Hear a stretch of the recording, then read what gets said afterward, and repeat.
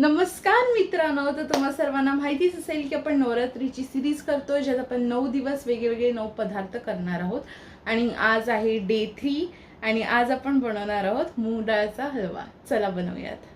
तर सर्वात पहिले मी इकडे 1 कप मूग डाळ घेतलेली आहे. त्यात मी पाण्याने त्याला वॉश करून टाकलेली आहे.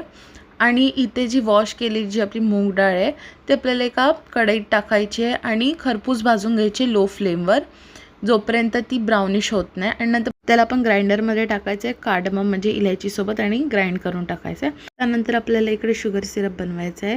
आणि नंतर एका कढईत आपल्याला तूप टाकायचं आहे. ड्रायफ्रूट रोस्ट करून घ्यायचे आहेत व्यवस्थित. रोस्ट करून झाल्यानंतर आपल्याला इकडे रवा घ्यायचा आहे, 2 टेबलस्पून रवा आणि 2 टेबलस्पून बेसन. आणि मग व्यवस्थित मिक्स करायचं जोपर्यंत ते ब्राउनिश होत नाही. आणि नंतर जे आपलं मूग डाळचं मिक्सचर होतं जे आपण ग्राइंड करून घेतलेलं ते टाकायचं आहे. आणि इकडे आपल्याला शुगर सिरप आहे ते टाकायचं आहे. आणि जोपर्यंत ब्राऊन होत नाही आपला हलवा तोपर्यंत मिक्स करायचं आहे. आणि मग झाला की एन्जॉय करून खायचं आहे. तुम्हाला जी रेसिपी आवडली असते तर प्लीज मला कॉमेंट्समध्ये सांगा तुम्हाला ही रेसिपी कशी वाटली. आणि नुसतं बघू नका, बनवून खा पण. आणि हां, मला फॉलो करायला विसरू नका. आणि थोडं प्रेम दाखवून लाईक आणि शेअर पण करा व्हिडिओला.